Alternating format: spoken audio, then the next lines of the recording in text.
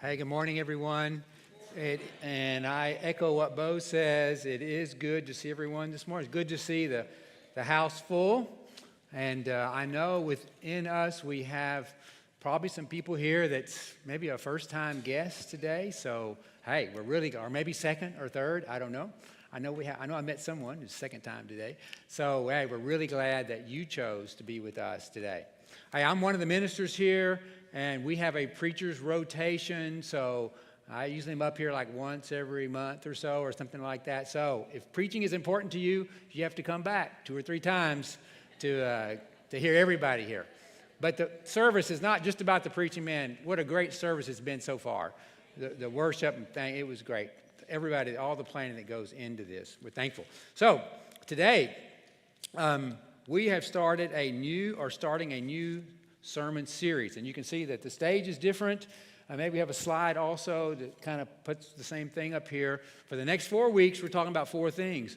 And we have 4 words or 4 themes that we try to look at and think about around here. And really it's connect, grow, serve, and go. And we try to emphasize those in different parts of the year. Now, we really do all of them all the time. Think about it, we do.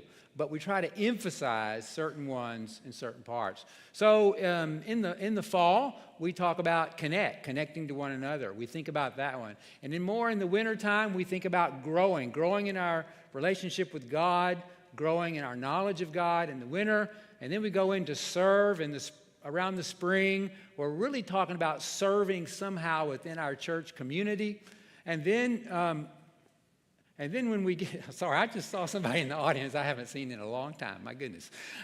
Anyway, we get to go, and we're talking in the summer, and we're talking about going out in different places in different ways. So you would think we would start with connect, but we're starting with go today because we've just kind of coming out of our go kind of season. We're kind of still in it, but it's a go summer season. So I have an official title right here called the Go Minister. So I'm starting off today with going. So I wanted to share with you a little bit about how I view going, and then we're going to go into a scripture that we're going to talk about today. I kind of look at going in 3 different ways. The first way is going to the nations.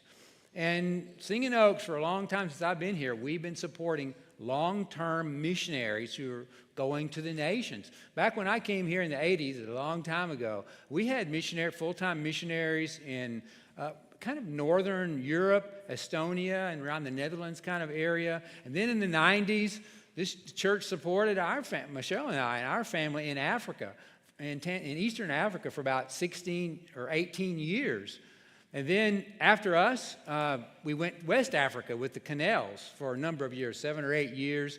And then we went south. And for the last 10 or 12 years, we've been supporting long-term missionaries in Mexico and in Colombia, but also for a little bit shorter time in the Middle East, in a certain country in the Middle East. So yes, part of our going is supporting long-term missionaries in the nations of the world.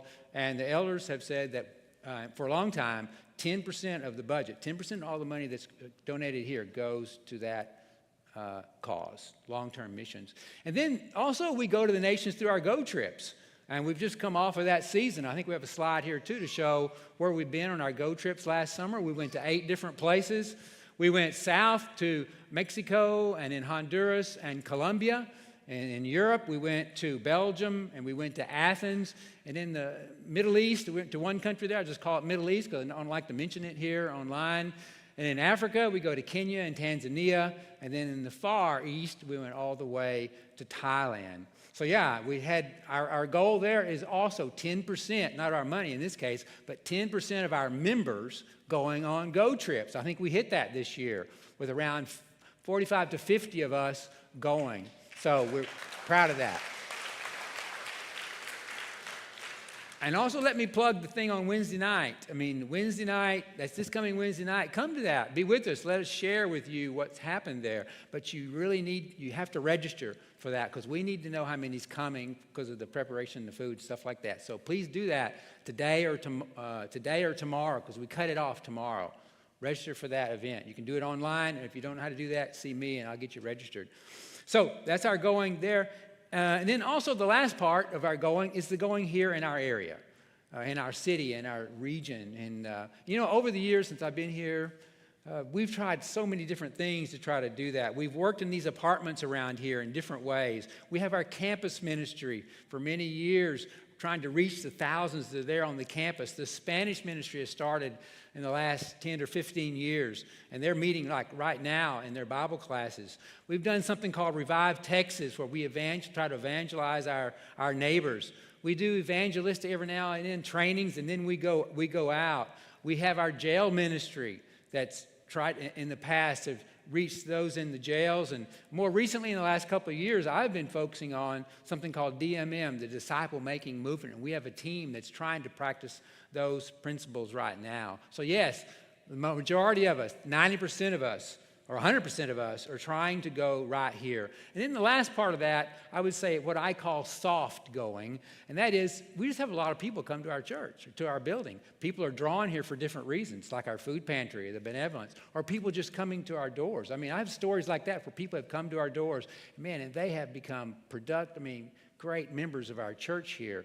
Or maybe, just to our worship service, or to our children's ministry events, and to our worship service, somebody just coming here today.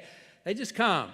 And the reason I call that soft going, because I know you're coming here to church. I've always said I go to church, or we go to church. But you come here to worship, but people are here.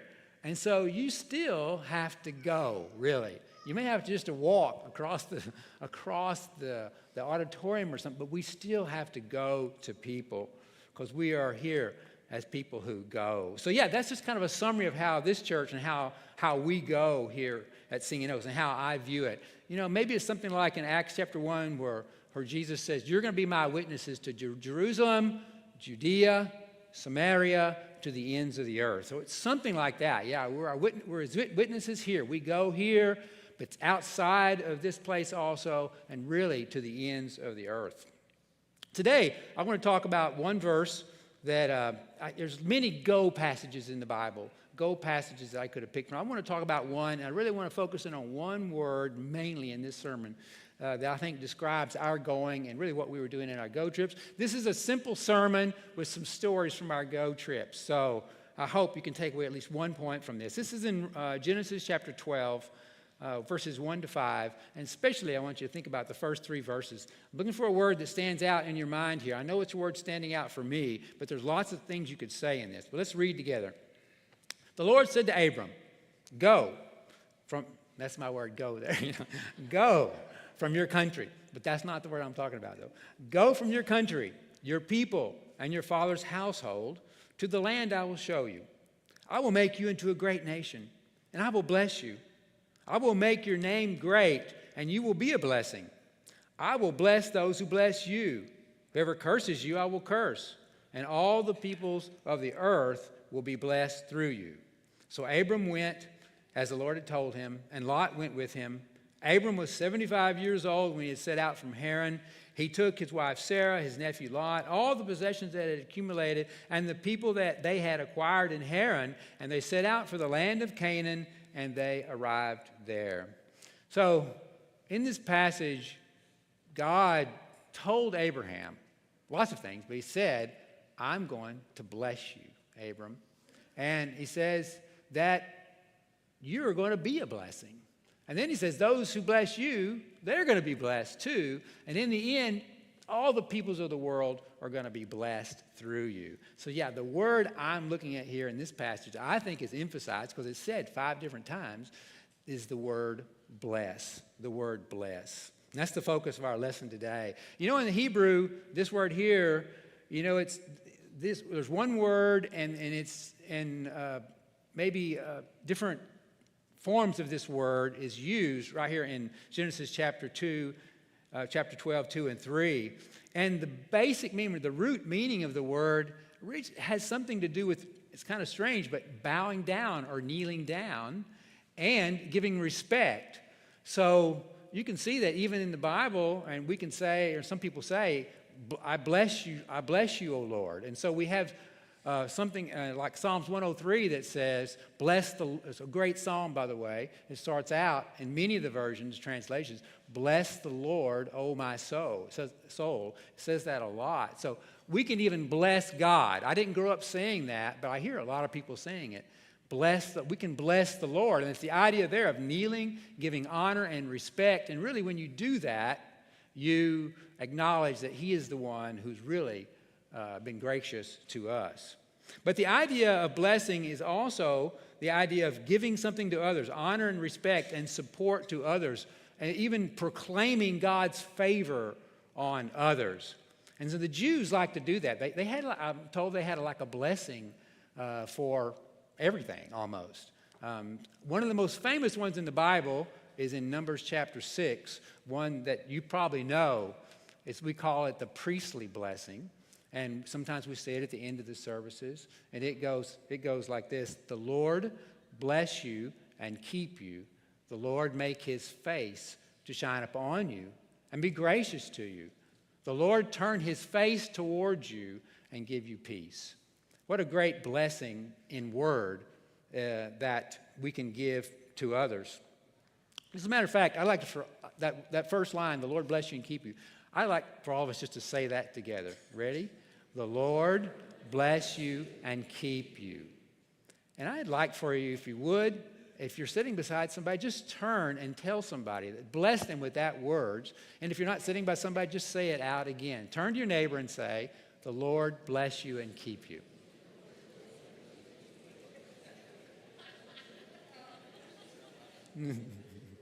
It's a cool thing to do. So that's one of my first points. We bless people by our words. We bless by saying something to somebody.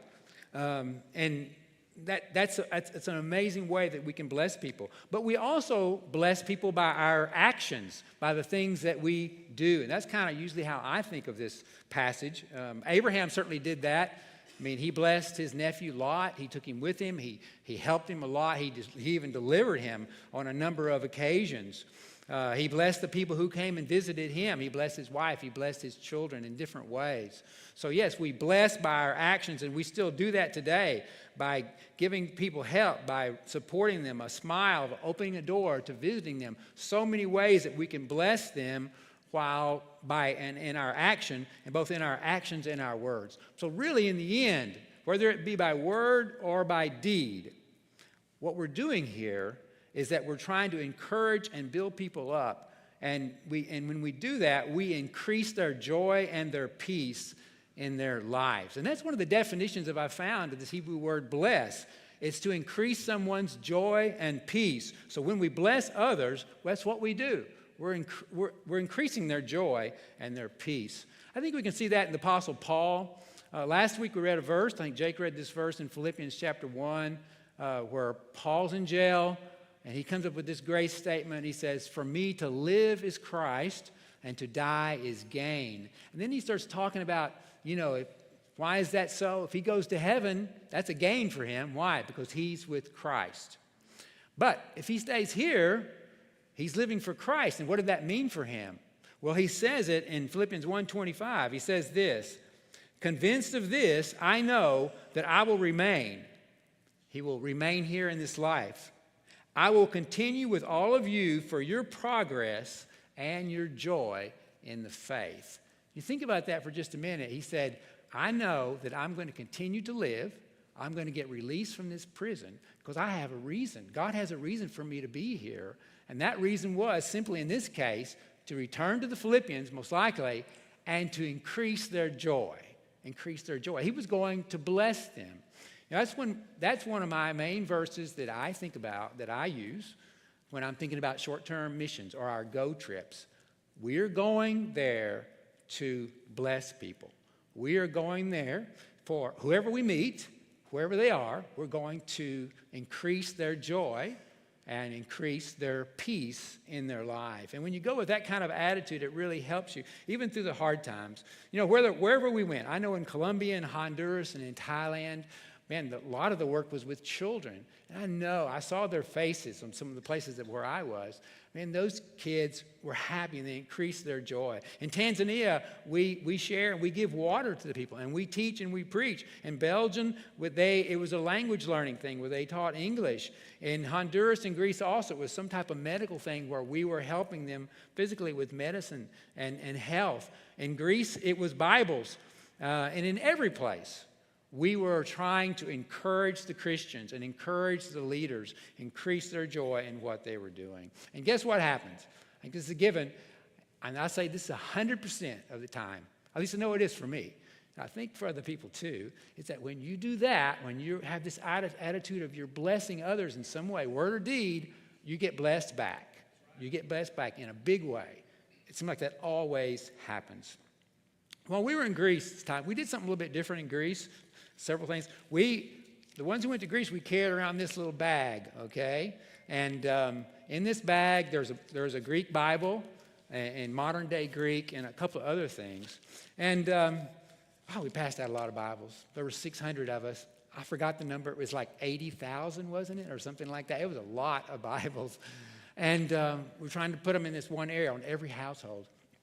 On the last night we were there, we had a celebration night, and the people were giving testimony. So one lady stood up, and she gave this testimony. She said, it was the last day, and we were down to the last house in the section that we were passing out. We were supposed to put Bibles on every house in every section. That was our goal. And they gave us a section on a map, and that was our goal to do it. And they knew they were at their last house. So we were at this last place, and she said, I was just praying that, this would be a good experience for us at this last house. Because there were some houses we didn't have a good experience with, okay? That's the way it was.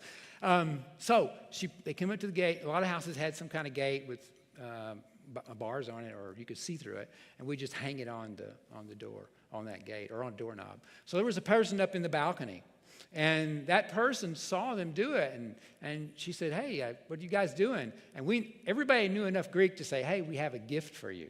I forgot how to say it now, though. Anyhow, in Greek, we have a gift. And so this person said, I'm coming down. So I don't know if they knew what was happening at that point, but when she came down, she heard what they were doing, she saw the gift, and she just came through the gate, and she just hugged them. And she was so happy that they were doing that and happy to receive a Bible. And what that caused is the 2 or 3 people who were there at that point, they just all broke down crying because they felt so blessed. That lady had been blessed, and they felt so blessed in return because of what had happened. I think that's what I'm talking about here. We're talking about people blessing others and then being blessed at the same time. We worked with a lady in Greece, too, that worked with refugees. And one of the things we did there, we brought some medicine over for them. And these people that we worked with, they knew that we had done that. These Afghan refugees who they were working with were so happy about it. They said, we've got to feed them a meal. So they made us this super nice Afghan meal all together that day. And man, it blessed us so much. We felt so happy that day. They felt so good that they had been blessed. They blessed us back. So, point, when we go to bless in whatever way that we can. And in the process, we feel blessed too. But I really feel that the main way that we can bless others in this, the main way we can bless others in the end, and now we don't all get the chance to do this, is that we bless them with the good news. We just had a big, long series about what is this good news and taking the good news and how it is a blessing in so many ways to so many different societies. So when we're able to bless people with the good news about Jesus, man, what a blessing that can be for their life. We get on many airplanes and these things. I don't know how many airplanes I got on this time. I got on a bunch. But on one flight in Thailand, we were taking a short flight from Bangkok down to the coast. And Scott was the one who was in charge of putting our seats assignments on that flight. Usually when I go on these long trips, I usually get an aisle seat. I got to be having an aisle seat these days. But that seat, I didn't know. So I got in row number 4. Man, that's the front of the plane. That's where like all the rich people go, right? Or something like that. I don't think it was that kind of plane, though. But anyhow, aisle 4, I was by the window. So these people come in and sit beside me. And usually, I know Michelle may be beside me sometimes, but or somebody else on the team, but nobody was there. I had it on my own. I was by the window. About 5 people come in, and they're all from India, and they sit down beside me. And 2 of them right beside me, 2 guys. The guy right in the middle beside me, he told me he's an accountant. He's a chartered accountant in India. Hey, I kind of identify with him. I'm an accountant too. I used to be an accountant, so I had something to talk with him. The guy right beside him, the guy I talked to most, he was, I said, what are you doing? He said, I deal in diamonds. So I don't know what he did. He sold diamonds. So we had a good conversation, both of those guys. They talked about the U.S. and the economy and stuff like that. Finally, they asked what I did, and so we got into that a little bit. End of the conversation, I finally said, they were Hindus. They didn't know much about Jesus. I said, in Christianity, Jesus is the focus of what we do and what we think. And I told him, I said, we believe that it's in Jesus that you find true life. And when I said that, the guy just kind of looked at me with a puzzled look on his face, and then he said, can you tell me something about him? And that's the question you always want. You always want from somebody when you're talking to them. So, I had the opportunity to tell him a story about Jesus on this short flight. In the end, I gave him one of my small Bibles. I offered it to either one of them. The accountant is the one who took the Bible. The other guy has my number. I've been hoping and praying that they would call me back sometime. They haven't yet, but I can still pray for those 2 guys. One was named Rashid and one was Deep, I think were their 2 names. Great experience. That's what we're hoping. A chance to share the good news about Jesus. This trip, here I am getting toward the end now. It's taking longer than I thought. I think, for me, Abraham's trip going from where he was, the Ur of the Chaldees, the Bible says, all the way down to Canaan, that was a long trip. And it was probably, it had its challenges. Could have been a dangerous trip. I don't know. And sometimes when we go, we do face dangers. And one thing about Abraham, when he left in a big group.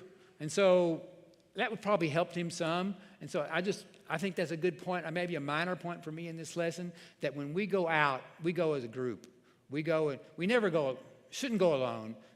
Good evangelism and discipleship, we do it together. We need each other. I'm convinced of that. Of all my stuff I've done around here, we need each other's support to go and do this together. Accountability and everything. But he went. But it was a risk, and sometimes when we go, it's a risk for us too. And one of the funny things that happened to me in Greece was right before we started to go out on all these houses with these Bibles, we sat in a leaders meeting there. The drivers did. Michelle and I were drivers. We both had our licenses to do that. And within that session, the guy says, okay, they might call the police on you. And then he said, no, they're going to call the police on you. And then he said, but if you get taken in, you could just answer these questions like this. But if they go beyond this, you just say, no, I can't do that. And then you call this number. He said, we have the best lawyers. That's what he told me. I said, that was not in any of the information that I read ahead of this. But it didn't happen. Everything was fine for us. But, it is a little bit risky. And some people do pay the ultimate price, for going for God in certain places. And probably some of the people sitting in this audience right now maybe are from some of those countries I know. So what do you do? What do you say to that? Well, I say it's kind of in the idea of this little blue bracelet that I've got here on my wrist. When we got to Greece this time, they gave us this bracelet. I've been wearing it ever since. I think Stephen maybe has one on right here too. This bracelet has 2 things, 2 ideas behind it, 2 meanings. One, maybe the most important thing, it got us into the dining room every day. Okay, not just joking. But it did do that. But the other one is written in a Greek word that's on here, and it's the Greek word, I think we have it up here, called parousia, and it has 2 meanings. Back in the New Testament days, one meaning was it represented the second coming of Jesus. He's going to come again. When they heard it, they knew it. He's coming again. They really believed in it. But the more basic meaning is this. It means presence. It means presence. And that was the theme of our going to Greece and what we were doing. Jesus, His Spirit, He's with us. So we can do these kind of things, even in the midst of difficult kinds of circumstances. He empowers us. It helps us. Matthew 28:20, the last part of the Great Commission, He says, go and make disciples of all nations. He says, surely I am with you always, even to the end of the world. In Psalm 23 in the Old Testament, Jesus said, yea, though I walk through David says, yea, though I walk through the valley of the shadow of death, I will fear no evil because you are with me. It's that idea. We can do this when we know that Jesus, that God, his Spirit is with us. That helps us. It's not something that's automatic. It's something, you have to live with that. You have to focus on it and keep it in your mind. You can do this without even thinking about that. But man, when you focus and rely on Jesus, him being with you, it helps you so much. So yes, that's why we can do this. You know, one thing I thought about in this scripture one night when I was thinking about it, the question was this: Would Abraham have received all those blessings if he would have said no? Would he have? What do you think in your own mind? All those things that he was promised right here. If he'd have said, no, I'm going to stay here, would he have gotten them? I suspect not. Not the way they're all written here. Now, maybe he would have been blessed in other ways, there where he was, but not the way that all these blessings stick out. So I take from that, there are blessings connected to going.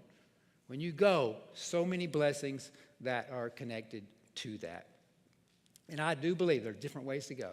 We can go here in so many, we can go anywhere. I mean, laying in a hospital bed, I believe you can go for a mission for God. I know it can happen. It can happen anywhere. And another thing finally about this is this. Abraham, he had to leave quite a few things. He took some things with him too, but he had to leave quite a bit too. He left his country. It says he left his country, his people, and his father's household. So he had to leave those things behind. I am another firm believer that the thing that keeps us from going is that we have too many things congesting our lives, too many things that we're holding on to and attached to. So maybe that's one challenge you can take away from this today at the end is that, what's one thing that I can leave so that I can have time in my life that I can be somebody that goes for God? That's for all of us who are already Christians here. Now, you may be sitting here today, could be that, you haven't even made that decision to follow God, to give your life to God. And so for you, it would be, I need to leave all my life, my whole life. I need to leave it behind and come and follow Jesus and begin that journey so you can go for him. We are here for you. We're here for you. And we'd be so happy if someone like that came this morning and wanted to give their life. But for whatever it is, maybe God is calling you to go somehow. And we're here for you. We're here to pray for you. We're here to encourage you. And we're here to bless you this morning in whatever way that we can. Let's come as we stand.